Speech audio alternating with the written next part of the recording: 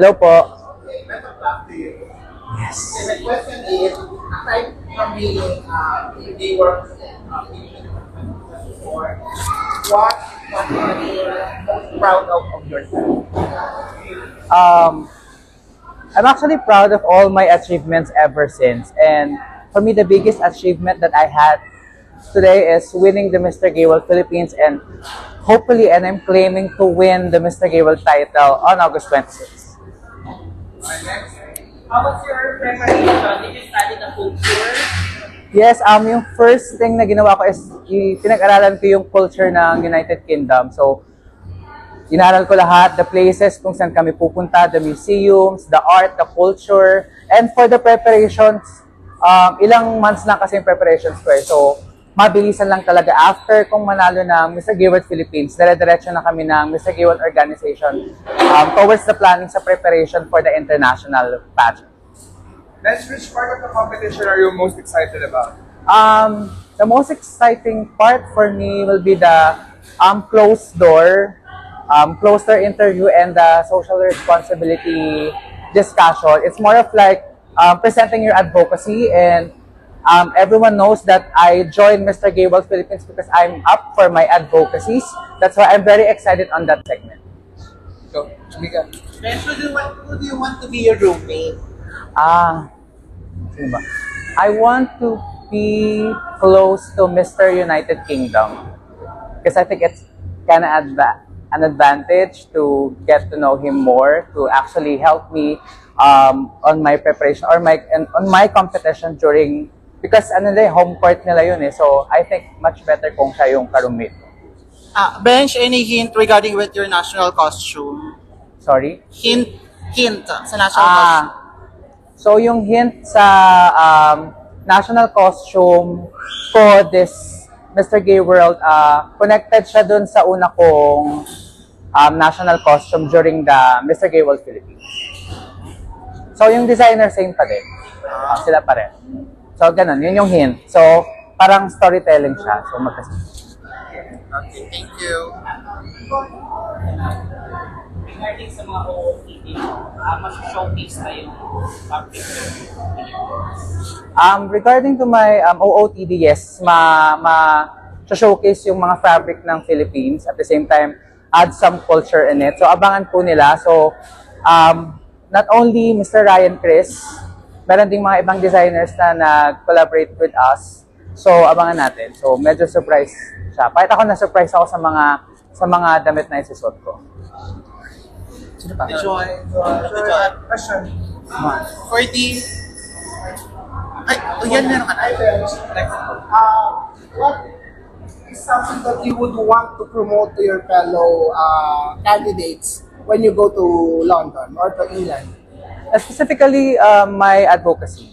Because that's the reason why I am there. So, if I will share something to my co-candidates, that would be my advocacy. Kasi we have a group discussions, like we discuss our advocacies, and it's very good na naririnig ko yung mga goals and advocacies nila. So, yun yung parang gusto kong i-share, not only to the Mr. Gay World competition, but also to my fellow candidates. If they ask you what's the atmosphere of gay people here in the Philippines, or what's the state of the LGBT? What will you answer? Fun, but at the same time still inclusive, still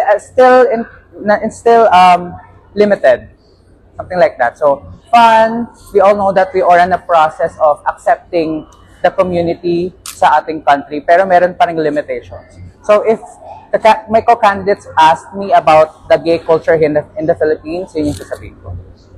So you planning to Bangkok first, right? Or you're gonna go to London? Diretso na po ako ng London, pero it's a connecting flight. Via Emirates. Direct flight. Question. Courtesy of... Siyempre, favorite question. So, why should you be our next Mr. Gay World? I am the next Mr. Gay World because I am visible not only today, but for the next gay generation. I will serve as an inspiration towards achieving equality to the world.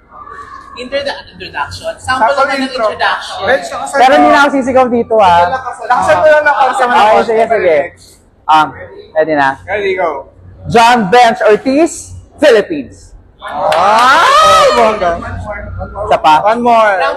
One, two. Oh, God. Wait na. Well, wait a minute. Ano po gagawin? Sample na Oh, okay. Sample ng pasarela. Pasarela. One, two, sige ulit na. John Bench Ortiz, Philippines. Ulit. One more na bench. Okay, one, two, go. John Bench Ortiz, Philippines. Perfect. To all my supporters, keep voting at www.castvote.org. Hiningi po namin ng suporta nyo, magbayanihan na po tayo para makuha po natin ang titulong Mr. Gay World. Hindi ko po magagawa yun kundi dahil sa inyo, so ngayon pa lang po nagpapasalamat po ako sa inyo lahat. How many days maglalaro yung pageant? Magsa-start po yung competition August 21. So the finals day will be August 26. So 12:30 ng tanghali sa UK. I think mga 7:30 ng gabi dito sa Pilipinas. So live po siya sa Pride Radio UK. We'll be sending details na lang po kung saan mapapanood yung live stream.